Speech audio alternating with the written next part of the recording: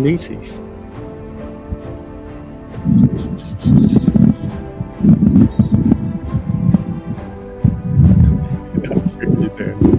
You can't do that. Doing tech work, Daniel.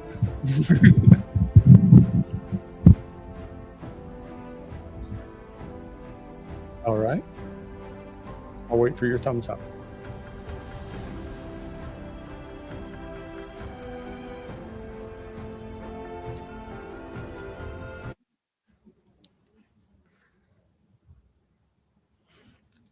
Welcome, everyone. I'm Ron Nate, president of the Idaho Freedom Foundation. We welcome you to another edition of Capital Clarity. We do these each week on Thursday night at 6 o'clock right here in the Lincoln Auditorium. We're joined by folks at home who are tuning in as well. So we have a streaming audience and a live audience. And we thank you for coming when you can come. And we thank you for tuning in from home as well. Tonight's an important speaker tonight on an important subject, and it's going to be even more important for Idaho throughout the year. And so to introduce our speaker, I am going to introduce our policy director, Rachel Haislip, and take it away. Thank you. Hello, everyone. Thanks for joining us again today. I'd like to give a quick introduction for the organization and our wonderful speaker today. I'm very excited to hear her speak. Got to hear her speak the other day at the March for Life, and beautiful, beautiful speaker. Right to Life of Idaho was founded in 1969, making it the oldest pro-life organization in Idaho, and is a nonprofit volunteer organization dedicated to defending the most vulnerable in our society, who's the unborn, disabled, and elderly through education and legislation. They promote the common good and the general welfare of the people of the state of Idaho through the advancement of reverence for human life in our state, and they accomplish this by reaffirming the principle that all humans are created equal and are endowed at creation with certain fundamental rights, among which is the right to life. Through advocating the right for life, through advocating the right to life of dependent and helpless human beings, including the unborn child, and through promoting legal, political, social, and cultural reforms designed to ensure both the right to life and human dignity to independent and helpless human beings. And then for our speaker today, we have Dr. Emily Naugle, who is the president of the Right to Life of Idaho, and was the organizer for the 2026 Idaho March for Life last weekend. Dr. Naugle has been a pro-life advocate for 14 years. She started her involvement as a 40 Days for Life prayer warrior in 2011 and quickly joined the event leadership team. She went on to lead 40 Days for Life in Meridian with her husband for 13 campaigns over 7 years and one in Ontario.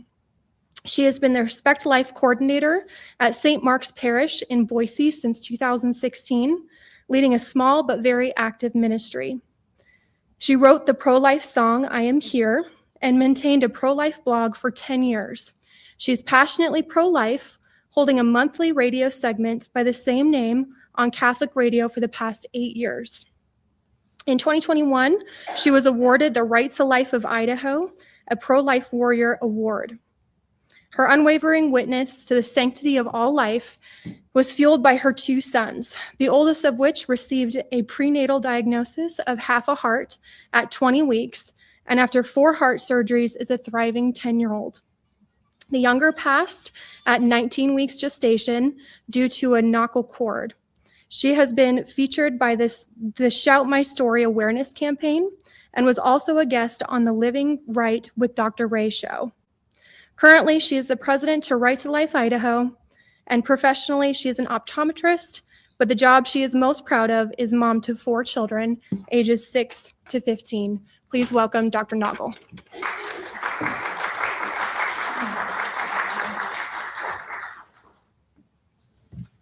Thank you so much. It is definitely an honor to be here.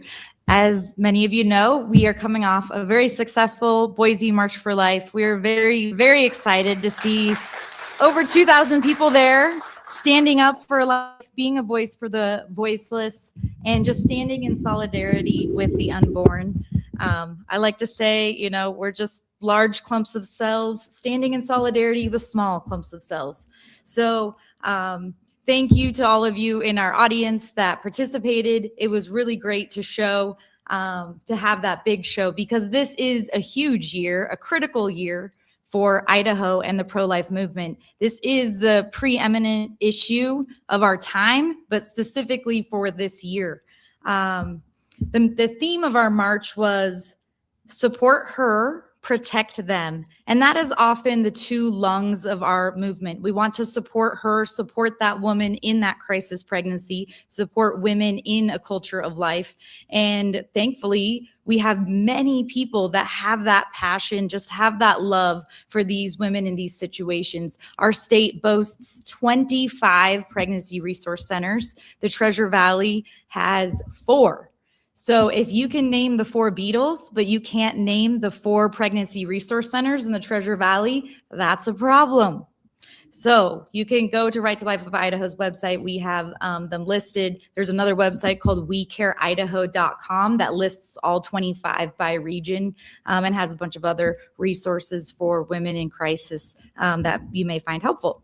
So that second lung is protect them. And so, of course, we think of the laws. Right to Life of Idaho has been involved in the legislature, the whole 48 years or 52 years, however many years we've been doing this. I'm fairly new. I've just became the president in August, but we do a lot with education, often educating the legislation as well.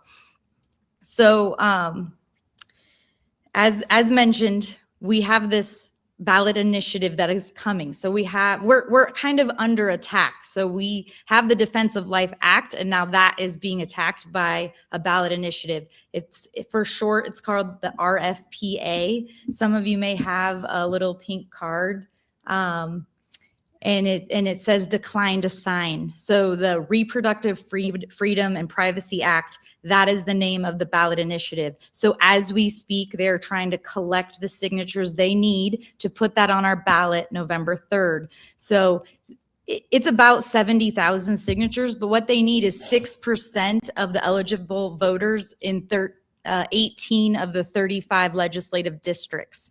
And so they have, I think, about 63,000 of the signatures, but it's only confirmed of 4 of those legislative districts. Now, a lot of times strategically, they're going to wait to submit some of those signatures to the very end because there's going to be a number of pro-life people that are like, oh, well, they don't even have the signatures left. And they're going to use that as a tactic to freeze us to not being active, thinking they won't get the signatures. Now, typically, if you can hire people to help you gather the signatures, most of these ballot initiatives get the signatures. So that is kind of the advice is, assume that they're going to get the signatures. If you wait till they get the signatures, you are not going to be able to catch up. You're going to be so far behind, you will lose. So since 2022, of course, the Dobbs decision in 22, the United States, 16 states have seen these ballot initiatives. And the track record is not good. 13 of these initiatives have passed, which is a fail for Life. Life has only won 3 times. All 3 of those wins were this past election cycle in Florida and South Dakota and Nebraska. Places, even pro-life places like Montana, it passed, which is a loss for us. So Montana is like a super Republican state. I think every single legislator is Republican there, but it still was a loss for Life. And so when we look at those states, we can, glean some, there's some insight, but this is an uphill battle already, and it's still over 9 months away. And that's just because the messaging is so loud on the other side that women are dying and women can't get health care, and there's just all these problems with our pro-life laws. But there's not problems with the pro-life laws. There's problems with the lies. There's lies surrounding the laws, and the lies are that a woman in a life and death situation, she can't get the care she needs. She has to be an inch from death. And we see these lies being perpetuated, and it's almost unbelievable how they're being perpetuated. because it is just not true. The law has a clear exception for when the life of the mother is at risk. And then to make it even clearer, in January 23, Justice Brody clarified that there's no immediacy to her death. There's no % chance that, she's gonna die. It's just, if there's any, if it's at risk at all, then abortion is acceptable. And a lot of times delivery is what needs to happen. And then perhaps the baby is not old enough to survive. So, So the Florida win, they had a super majority. So it wasn't the simple 50%. We don't have that. So we wish we did, but we don't. So that is less helpful for us. In Nebraska, they ran a counter amendment, and that was keeping the abortion restriction that they have, but theirs is a 13-week ban, which still then allows like 90% of abortion. And so their situation was a little different. And in South Dakota, we're like, okay, well, what'd they do? Can we copy that? Well, they outspent the other side like 3-1, which when we're talking about millions of dollars, I mean, that's also pretty uphill. And so I do have a handout. I don't know if you guys saw this. I've given a presentation at several different churches, and I'm available to do that. And so this is a handout that I have used. It is a little bit of a fire hose of information. So I am going to kind of fire hose you guys a little bit with information from the actual RFPA. So the Reproductive Freedom and Privacy Act, which the Idahoans United for Women and Children are circulating and collecting signatures as we speak. So first I'm going to quote from the actual act. This act establishes a right to make private reproductive health care decisions, including abortion, up to fetal viability and in medical emergencies. Every person has the right to reproductive freedom and privacy, which is the right to make personal decision about reproductive health care that directly impact the person's own body, including but not limited to the right to make decisions about abortion, childbirth care, contraception, fertility treatment, miscarriage care, prenatal, pregnancy, and postpartum care. Definitions. And if you are in the audience, at the Right to Life of Idaho website, we do have this kind of one pager, I call it, on our website, rtli.org. If you go to the ballot initiative tab, you can find this. And it also has the entire RFPA on there. There's a link to that with the Secretary of State's webpage if you want to see this original wording that I'm quoting here. So under definitions, it defines abortion means a medical treatment that is intended to terminate a pregnancy. Fetal viability, and this is key, means the point in a pregnancy when, on the basis of a physician's good faith medical judgment, based on the facts known at the time and determined on a case-by-case basis, the fetus has a significant likelihood of sustained survival outside of the uterus without extraordinary medical measures. So that is huge. So as if up to fetal viability isn't horrible enough, they have redefined fetal viability so that instead of it just being the point when a baby can survive outside the womb with medical support, which is usually 23, 24 weeks, this act makes it so like a second trimester abortion is legal, but even extends that into the third trimester by redefining fetal viability to a significant likelihood, which that's not a definition, that's super vague, of survival without extraordinary measures. And extraordinary measures is also a term that is not defined. And we, even in like Terry Schiavo case, extraordinary measures means different things to different people. And so here the doctor, can make his or her own decision at the time, case by, it's just, it's no definition at all. So who knows? It's just very open-ended. So from what I quoted before, they use the word person, not adult, but person. So we see when we read through it, it's like, oh, well, maybe it's not like that bad. But kind of like in the book and the movie The Help, it's like even a little bit of poo ruins the pie. And so they're very precise with their language. When they use person and not adult, then that means a minor, anyone can do this. And they also use this word control over existing laws. And so we see that when they use person, when they choose that language, that it would undo or control over the parental consent and other protections we have for minors. And that is horrible, because nobody wants their daughter, given back to them in pieces, because, someone took them without their knowledge to get an abortion. And we know, obviously, every abortion, something inside the mother dies. And it's more than just the child, but it's a piece of themselves. So the next point here is a right to reproductive freedom and privacy, including but not limited to. We don't like that. Services related to the reproductive processes, functions, and systems. I'm quoting back again in case you got lost. So this means it actually can open the door for like a transgender agenda, the hormones, the surgeries. And then, like I said, parental consent is not there. And so it's putting as a right this, these things with the reproductive systems and processes and the services related to that. And I mean, who knows? It's possible even insurance would then, because it's a right, be forced to cover this kind of thing where we may see premiums. And there was that case in the Idaho prisons where they had to cover some of these, surgeries. So they use the word treatment like abortion, like abortion treats a pregnancy. And I mean, really, if you do look up the definition of treatment, you think it would be implied that it would be good. I mean, you treat someone's dry eyes. You would think you're helping their dry eyes. You don't treat them with like acid. But yeah, they define abortion as a treatment for pregnancy. It intentionally terminates not just the pregnancy, but of course, a person and the life of that living human being growing inside of the mother. And so pregnancy only has one natural end, and that's called birth. So they also use the word healthcare provider. So under Roe, it had to be a licensed medical doctor.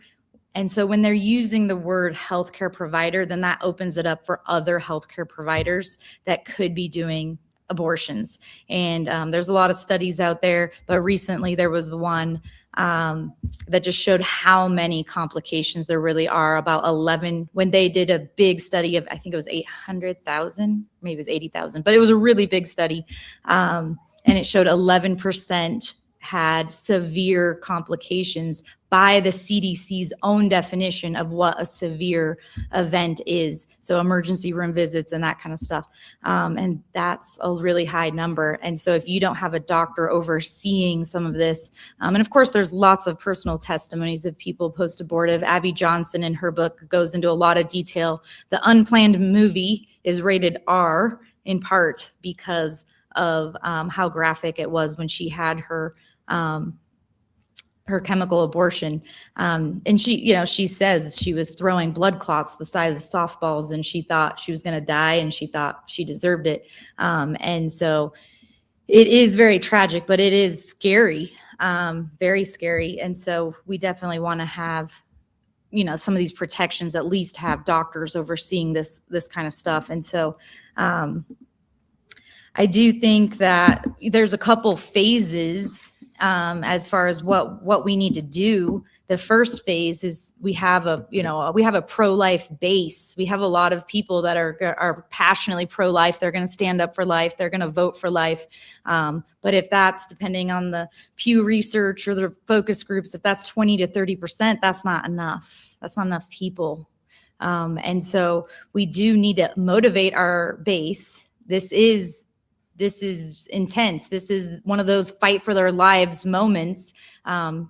Still 9 months away, but most likely coming. So we do need to motivate our base with how this is a life and death situation, but we do also have to keep our rhetoric to the facts. We don't need to exaggerate how severe this is, because it already is bad enough. Most of the world would consider this extreme. So it is, I think, out of 193 countries, The United States is only one of 7 that allows abortion up to viability. And so that would put Idaho in that group with China and North Korea, Canada, and we just don't belong there. And so I think part of the success is just showing how extreme this is, but also making it clear that we do care about women. We care about women and babies, love them both. We value them both. I don't want to see women's healthcare politicized. I've had, as she shared in my bio, I lost my son at 19 weeks. I don't want my healthcare politicized. I've had another son, we had to life flight him out of state for his heart condition. And it's very scary, emotional time. But it's just sad that women's healthcare has become this euphemism for abortion. Abortion is not good for women. And abortion is not safer than childbirth either. But I'm not going to go into that rabbit hole. But we do have to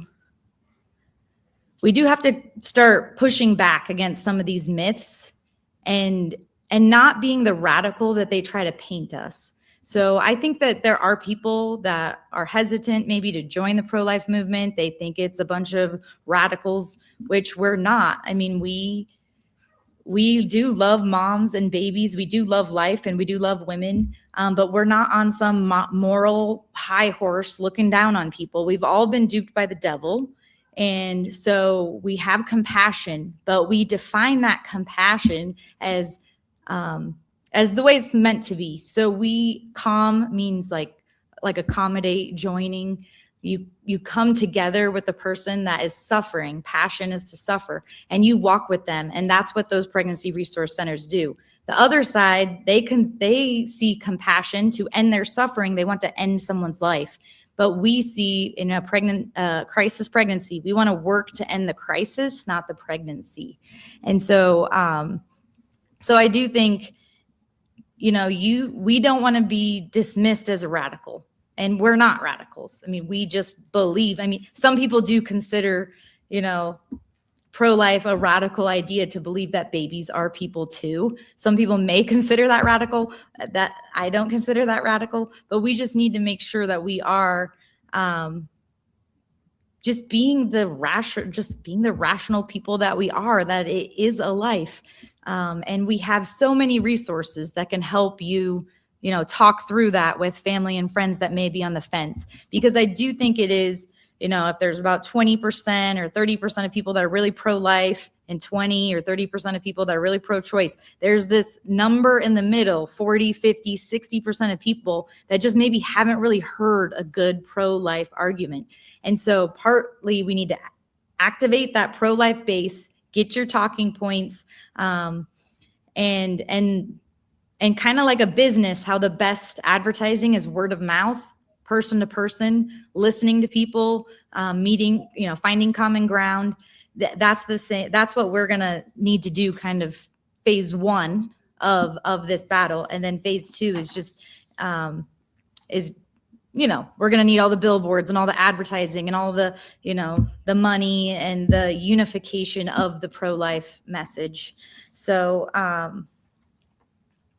a lot of times they will use the same playbook. The other side uses the same playbook, and that is with that message of, women dying. I'm sure you guys have heard the stories of people having to be sent out of state to get care and that kind of thing. And we've seen now that some of these doctors have been subpoenaed, and they have under oath said that they didn't understand the law, and that is why they sent women out of state.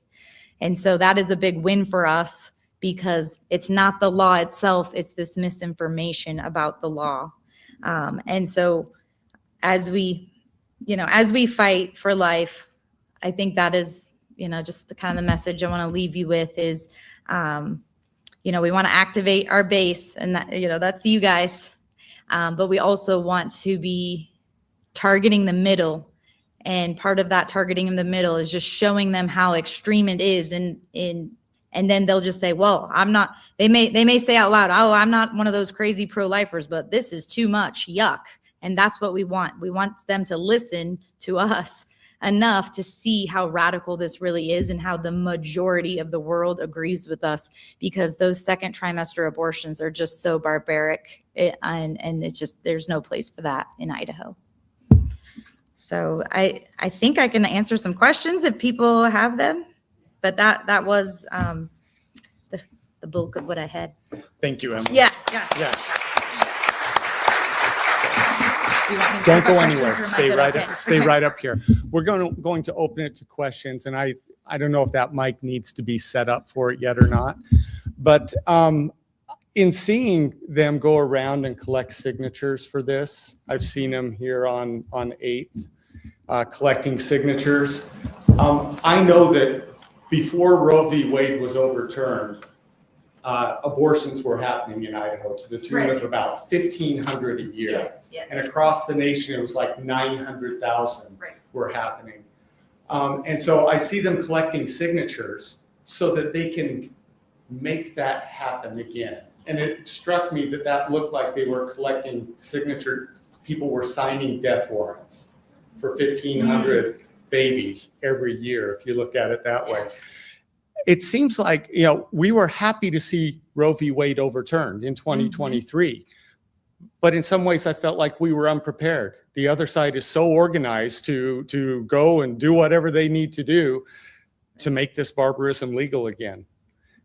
What's our response? How do we get organized like they are? Yeah. There you go.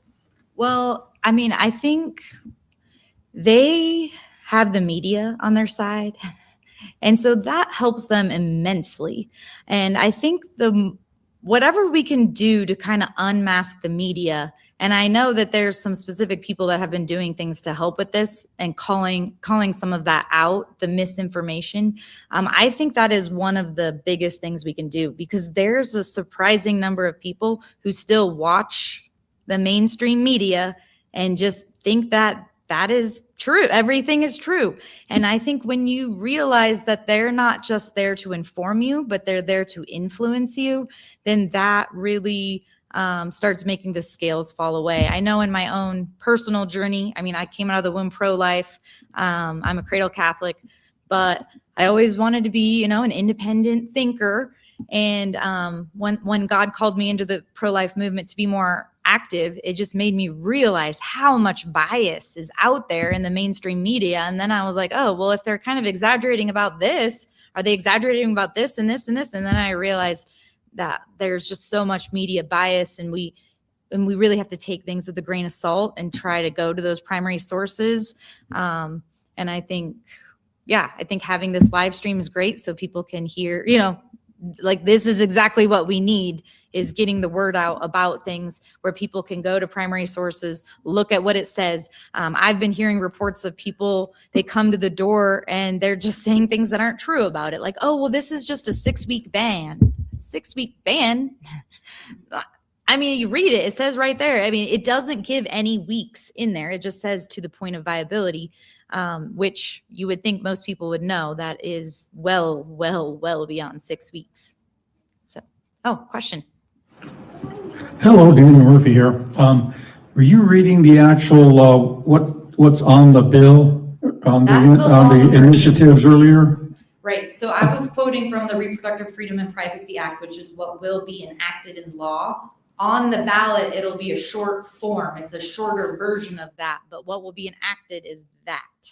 My question would be, wouldn't the Attorney General, who has to oversee all the initiatives, take out all the misinformation, all of the lines that just are not 100% true, meaning, hunky-dory, if you know what I mean? Because Yeah. you're quoting some of the things that seem nice, but are really not reality. Right. No, he's approved it. It's been through that process already. So they did contest some of the way he worded some things, but then that went through that process, and this is the final version in June. But it's not necessarily like the way they redefined viability. Yeah. I mean, I don't know why they didn't, why they didn't say like, oh, this is an accepted definition of it. You have to use some other term. I mean, they could have done something like that, but they didn't. So, yeah. Season. Thank you. Yeah, yes. Pedophile is satanic destruction of children. This world's run by satanic pedophile people. And you mentioning devil, him mentioning Ron Labrador has a speech on defeating Satan on the abortion issue. Mm-hmm. You think there's a satanic component to abortion? Because this is a spiritual world. Yeah. Oh, yeah. It's definitely spiritual. It's definitely a spiritual battle for sure. I mean, I think in every abortion, you know, the life of the child dies, but I think the conscience of the mother is also, it can be a mortal wound. Yeah. Oh, yeah. I mean, I think it can be definitely considered child sacrifice. I mean, you see the Satanists themselves admit, you know, that they try to say that they don't have their religious freedom if there's not abortion, and they've tried to use that angle. But yeah, no, the devil's fingerprints are all over this. The devil's fingerprints are all over it. I mean, we know it breaks God's heart every abortion. We know it breaks God's heart every suicide. I mean, just that culture of death, it has the devil's fingerprints all over it. And I mean, life is sacred, but God also made sex to be sacred. And that's what we see is one of the root evils here is there's no regard for the sanctity of life. And in a lot of cases, these situations are happening because there's no, you know, we've lost the sacredness of sex itself, because it's not, you know, it's not meant to be just this this kind of pleasure-driven pastime. It's not supposed to be just all about recreation. I mean, he did make it as this beautiful, unitive, procreative act where it's the literal incarnation of a love between a husband and wife and like a forever bond. And we just, the further we get away from that, the more we get into all of these sticky situations of abortion, etc. So I think you're right. There is a satanic component to it. But like I said, we've all been duped by the devil. And so we're not here to judge. We're not going to compromise our position that all life is sacred.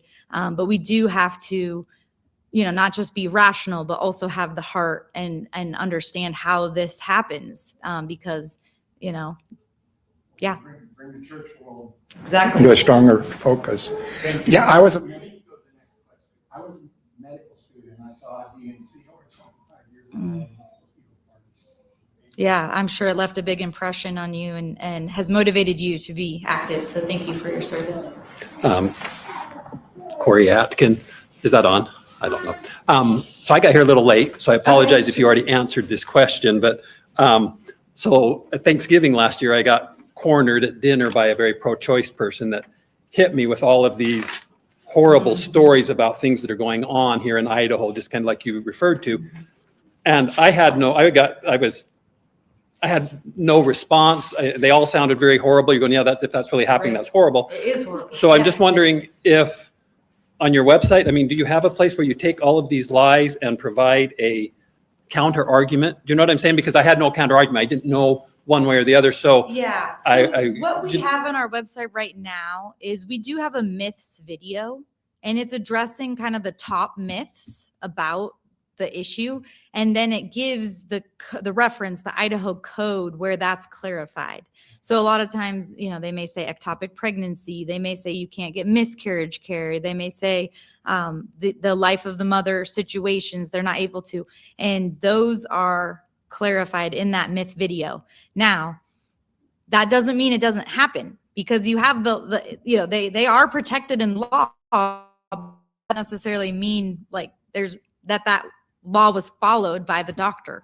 And so that is kind of a mismatch that I think is happening in some of these cases where the doctors didn't actually understand that they had their full, license, use their medical judgment. It doesn't have to have any degree of certainty to the death. It doesn't have to be any immediacy to the death. They don't realize that that is clear in the law. And so then they got scared and sent them out of state. Okay. And I think some of that, like I think Raul Labrador specifically has been making an effort to make sure all of the doctors know this is the law, that you can do your jobs. Your jobs are to take good care of women. This doesn't affect your ability to take good care of women. And the vast, vast majority of OBGYNs don't do abortions. And so it doesn't affect the way they practice. And Yeah, there have been some things that were unfortunate because I think of so. misunderstanding, not Right. because of the law. right. Something Right. like that. Yes, and that unfortunately, some of that misinformation has been intentionally, perpetuated about our law, and so even the doctors are leaving the state. They're trying to blame that on the law, but is it the law? Well, probably not. Is it misinformation about the law? Still probably not, but more likely, if they think they can't even take care of their patients, some of the pro-choice doctors may leave. But that's just not true, that they can't take care of their patients. If the mother's life is at risk, they can take care of their patients. And that's every state. There's not a single state who has a pro-life law that doesn't allow. And if you really think about it, if the mother's life is at risk, that's not murder, that's self-defense. Every state allows doctors to save the life of the mother. Yeah. Hello there. Hi. Thank you so much for all the work that you do and for having this meeting especially. I've been thinking about the fact that since this is a ballot initiative as opposed to a law enacted by the state legislature, if God forbid it passes, what is the recourse, if any, for overturning it? Yeah. So I'm not the legal brain of Right to Life of Idaho, so don't necessarily quote me on this, but my understanding is the way Idaho law is, it does change the law, but it's not like a permanent amending of our Constitution. You can't do that through the ballot initiative process. And so legislators would be able to change things, but that would be kind of political suicide when the people are asking for something to just disregard the will of the people and do something completely opposite. And so if it passes, it will, get enacted. Part of it overturns all of those protections we've been chipping away at for 50 years. But it is definitely possible that legally we could circle back and put some of those protections back on. And I'm hopeful that we will be the fourth state to defeat the ballot initiative, and that will be a moot point. I don't want to rely on that, exactly. Right. Okay, thank you very much. Yeah. Yeah, I'd just like to pile on to that if you don't mind. Yes, please. I was in the legislature, and you're absolutely right. Well said. That the ballot initiative does not change the Constitution, it changes the law. And then it is up to the legislature. They can let that stand and let the law be the new law, or they can overturn it. And you're right, it's a difficult thing to overturn, but they've done it before. And they did it on something that was self-serving for the legislature. They overturned the term limits that the people had passed. And so if they're willing to do it for that, I would believe that our legislature would have the goodness of heart and mind and soul here to do the right thing and save the babies and overturn a law that was passed based on misinformation, lies, and misleading the folks that it's something other than what it really is. Yeah. They want to open the door to kill the innocent babies, the ones that they minimize and dehumanize with their language and then obscure the vote that's being voted on. So I would hope that the legislature would overturn it. Yeah, Thank you. and I do think that's a good point. Thank you for confirming. So I have a question. I've been approached by these people who are getting Okay. these signatures, Okay. and they're doing on the tactic of fear and that women are not getting the care that they need. Right. And when I try and tell them that's not how the law reads, and that is first I try and engage more in conversation to hear what they have to say. And they go really into detail, like, you can't get the care, they cannot take care of you, they're gonna have to flight you, it's really bad. And you put all this fear in, and then when you try and tell them, okay, well, that's not what actually the law reads. Have you read the law? They walk away and they don't want to engage in conversation anymore. So. Right. Makes sense. I mean, they don't want to be reasoned with. It's something like in your brain, you can't use the logical or rational part and the emotional part at the same time. So it seems like a lot of times they're really trying to play into emotions and getting people to make that decision based on these emotional pleas, which we do have. Lies, right? Like the signatures are not really based on true facts. So how does that? So when they started collecting the signatures, I want to say this was early August, since they have to get a percentage, and Boise County is a lower population, so they were going to Boise County. Me and one of my friends they have this Rise and Sign. So we're encouraging people to get up and sign this petition, and they had a little thing set up. So me and my friend went there, and we just had a sign that said decline to sign, and we just were praying, just stood there and prayed for like an hour and a half while they were collecting their signatures. What I saw, at least in this early one, the people, they had it and they read it and they're like, oh, this is abortion. I'm not signing that. And most of the people we saw that kind of came upon them were like, oh yeah, no. And they did not sign it. But there were some people that were obviously from their base, because they were like, oh, where's the signature? And at first came to us and then like, oh, wait, no, not you. And they would go to, they were specifically there to sign what it was. And they didn't really read it because they apparently already knew what it was and were for what it was. Before we set up our little prayer, just to not be awkward, although of course it's going to be awkward, we did introduce ourselves to the person collecting the signatures and just say, okay, just wanted to let you know, we're going to be praying over here. We're actually praying that people don't sign because we believe in the sanctity of all life. And she was like, oh yeah, me too. And so it kind of gave me the impression that she was probably a paid collector, because she was just like, oh yeah. And my friend was kind of talking about some other stuff. She's like, oh yeah, I totally agree. I just believe in privacy and freedom too.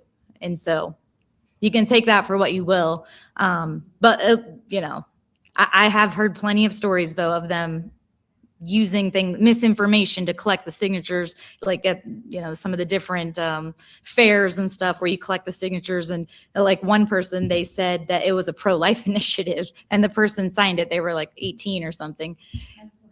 And then their friend's like, no, I don't think that's that. And then and it was so you do need to read it. I mean, whatever you sign, you do need to read what it is. And if you do, it is pretty obvious that it's for abortion. I mean, that's not hidden. Clear, like it's broken down to what they're actually saying.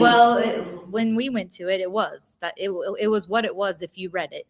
And of course they kind of package it, right? Where, no, everyone is for prenatal care. Everyone is for miscarriage care. Like they're putting a lot of the things in there that everyone agrees with, right? They probably intentionally wanted it to be 90% of things that everyone would agree with, and just sneak in the 10% of, abortion and that kind of stuff.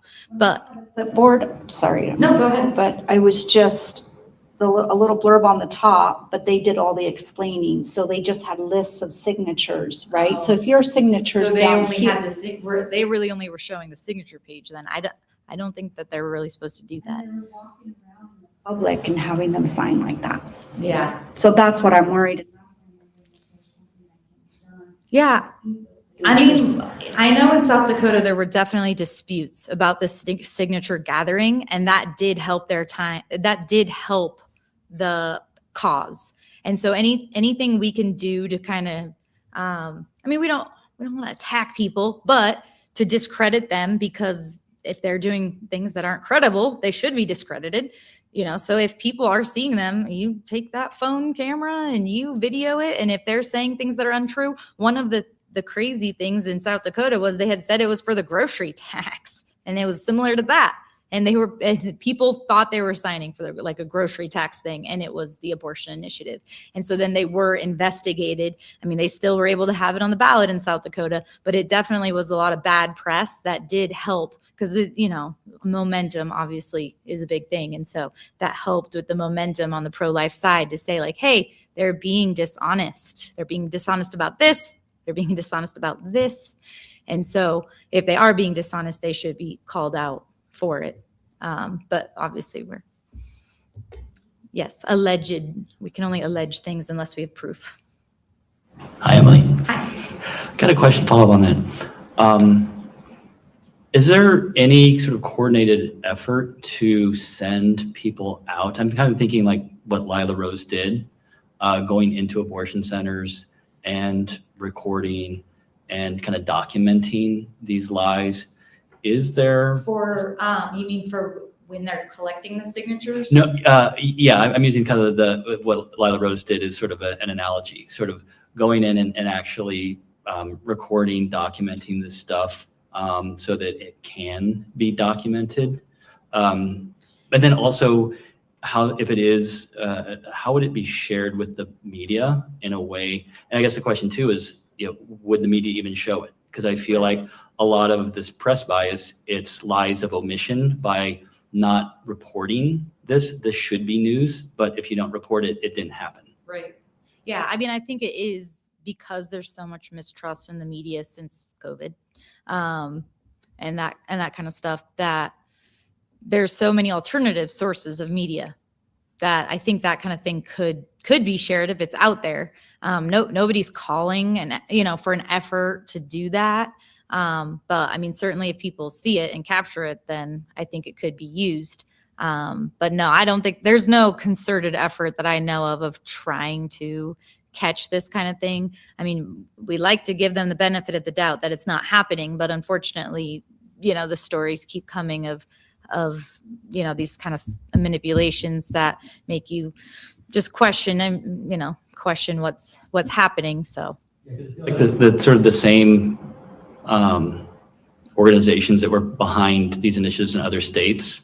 Yeah, I think it's not just Idaho, it's at a national level and maybe even an international level in terms of sort of funding and coordination. Yeah.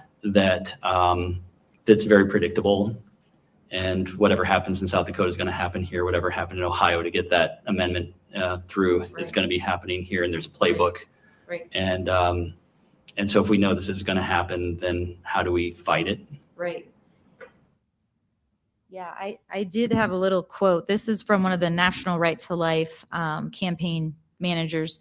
And he said, "There is a winning formula for our side. It involves a combination of financial resource, message, discipline, unity amongst pro-life groups, and of course, prayer."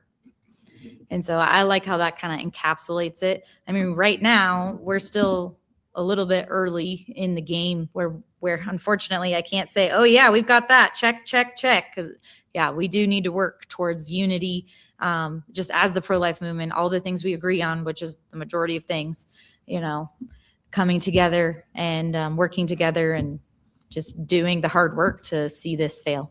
So thank you.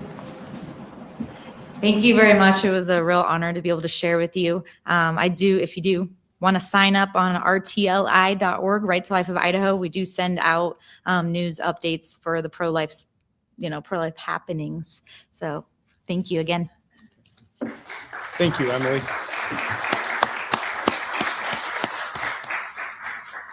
Thank you, and thank you for the good work you do. Hopefully, God willing, we can defeat this and keep Idaho a pro-life state. Please join us next week for Capital Clarity, same time, same place, 6 o'clock on Thursday evening, and we'll update you on the program for that night. Stay tuned to our social media, and have a great night, everyone. Thank you.